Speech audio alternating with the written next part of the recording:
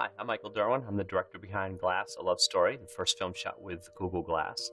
And we're keeping a technology page on our website so we can help other filmmakers utilize Glass. And with the recent announcement from Google that they're partnering with several film schools, we thought it would be helpful to help those young filmmakers get the most out of their device. So just a short background on me. I've done a lot of commercial work, and actually some of the video work I've done recently when shooting, I've used an iPhone, specifically an iPhone 4S. I have an every other eye thing strategy, so I'm not going to get the 5. I'll wait for the 5S or the 6, which rumor has it is going to be very interesting. So a few notes about Google Glass. They are not full HD. They are only 720p. Couple other interesting things to note about film time is the default currently is 10 seconds. So as you saw during the first couple seconds that I was filming, I reached up to squeeze the photo button here again.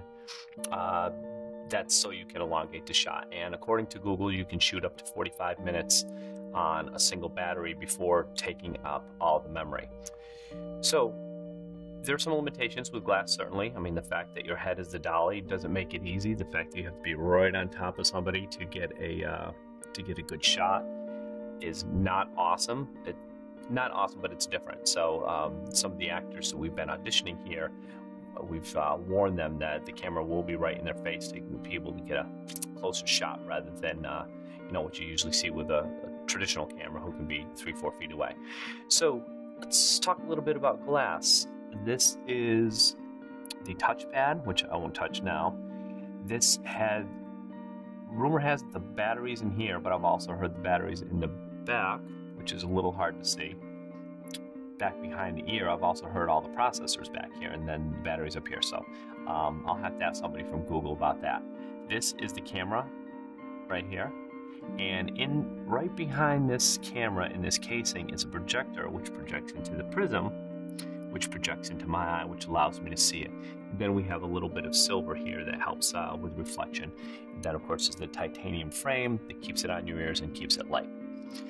Now, with the iPhone filming that I've done, I've been able to utilize a few accessories. With traditional cameras, there's thousands of accessories, from tripods to lenses to lighting to all kinds of filters. With newer technology, it's a lot more limited, especially technology that's not specifically geared towards filmmaking. So with iPhone, we had some interesting things. So let me take you over to the equipment table to show you what we've used. Now, for auditions, we filmed in here. This is a room in my house. For some of the auditions, we filmed using an iPhone, this iPhone specifically. It films in 1080p, which is great. It's got a nice big video screen. It's got limited memory, just like any recording device. And I was able to use several devices for several different things. Now, this is a device by ALM called an Owlie. There's a new version of this out. I have the older version. It features a wide-angle lens and a macro lens, which is fun to play with in a nice heavy case. There's some accessibility issues here. It's the power button's buried, but you have a jack here, which is handy, and I'll show you why in a minute. And then this button is basically what you use to push the phone out when you're done using it. And you have a power cutout here, and you also have a cold shoe, which I'll show you in a second. Actually, let's just grab it right now. This allows you to use a light with your iPhone camera. This isn't great for filling out light in large areas, but it's great when you're right on top of an actor. And one of the best parts is it's made in the USA. So this is a great little device, and I'm not sure if we can tell through Glass if I can get the wide-angle lens view. Can't quite get up on top of it enough. Oh, that's interesting. This is what we call a through the lens shot. Perhaps you could even take the lens right off. What do you think? I may need an adapter for this. It screws on very simply, so maybe I can rig up some kind of adapter with bread ties and duct tape. This is actually one of my best accessories. This is an Army surveyor's tripod from the 1940s or 1950s. 20 bucks, stainless steel. Thing's been around forever. It's not going to break. And this is not plastic. That's Bakelite. This is a more traditional tripod, which I've also used, which is broken, missing a little screw. But it's holding up. A replacement was going to cost a lot more than that 20 bucks, so that was my replacement for this eventual piece of junk. This little device is interesting. This is from Fostex. It's a Fostex something with a bunch of numbers. It doesn't matter, just look up Fostex for iPhone. This allows you to actually place the iPhone right in here, and it's supposed to enhance the sound, which, as everybody knows, sound with an iPhone is pretty tough. So you can see you've got an input here, and you actually have an input on the other side, but it's plugged in right now. Then there's a tripod mount. There's a tripod mount on the base, and a cold shoe, which I use for this big microphone, comprehensive SGM2. So this is my standby microphone to help make up for the audio from an iPhone. This can be used in the cold shoe with that device as well. Unfortunately, there's no jack like this for Google Glass. So all these accessories really are for iPhone. There's not a whole lot out for Google Glass. And I'll show you the last iPhone accessory I had before we go into the Google Glass accessories. So this clip came with a little tiny mini tripod, which is great for small setups. Either came with this one or came with my Gorilla, I'm not really sure. But this was indispensable for my iPhone filming. This is just a little Steadicam. It's weighted for iPhone. This thing works awesome. Again, cannot use this for glass. So what can we use for glass? Well, just not a whole lot.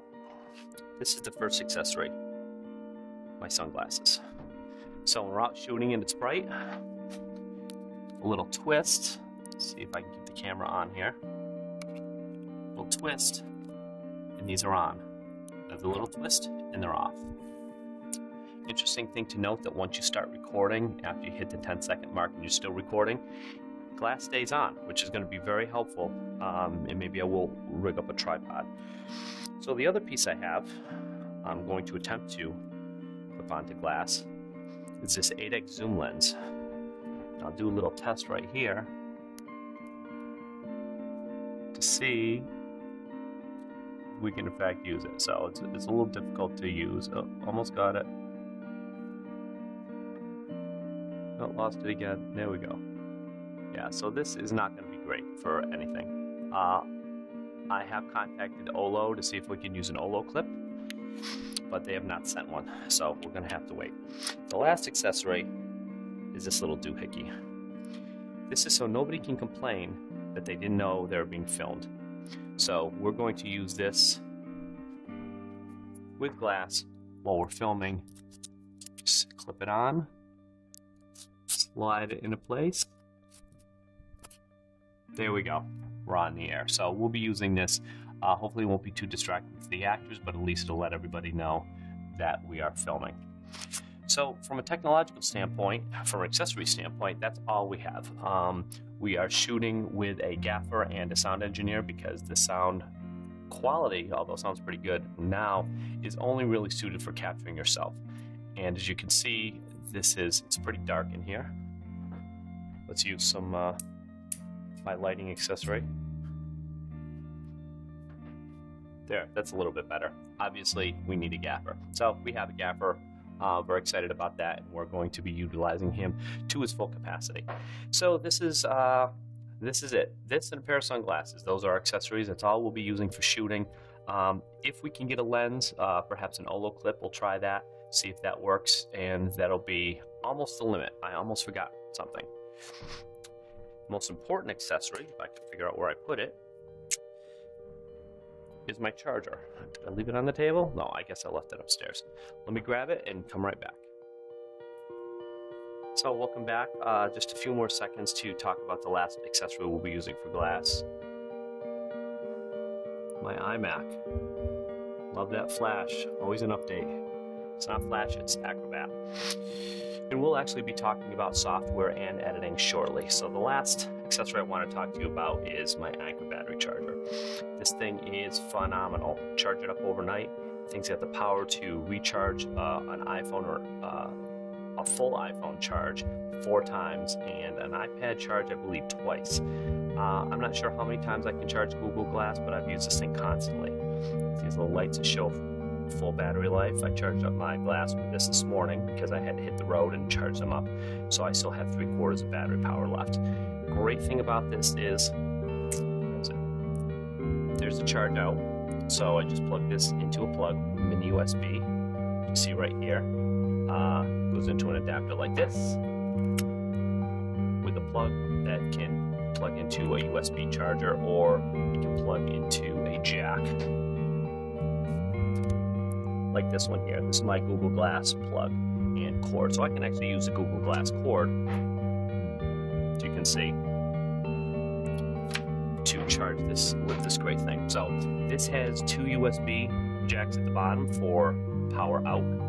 Comes with this nice little stretchy short cord, and this adapter comes off. This is fantastic. This means I can use a super mini USB, a mini USB, the big wide iPhone charger. The only thing this is missing, and I'm hoping I can get an adapter soon, is the adapter to go in here. This has got that little funny little Apple pin jack. I swear they do it just to give the accessory manufacturers a heart attack. So last things, just from a hardware perspective, we'll talk about software next time, is I'll be using the iMac because I have an iMac. I don't have a PowerBook. I don't have a tower anymore, and I've edited a lot of stuff, including the motion graphics work for the Manny Ramirez documentary I did for Comcast Sportsnet, which won an Emmy. So it's more than up to the task. Well, I say more than up to the task. I guess I could always screw a little more RAM in here. And this is the last piece of hardware. This is my iPad. This is where I've been writing the script. This is where I'm keeping all my notes. This is where I'm balancing our budget, and this is where I've been looking at I've been organizing all of our auditions, which I won't share just yet. And just to give you a brief glimpse of the non-technology stuff, my dry erase board for organizing scenes, characters, and functions of Glass we're showing in the film, and sticky notes for arranging the storyline. We've got a few holes over here that are going to be filled that I'm working on right now. These are all the scenes. Act 1, Act 2, Act 3, our happy or sad ending.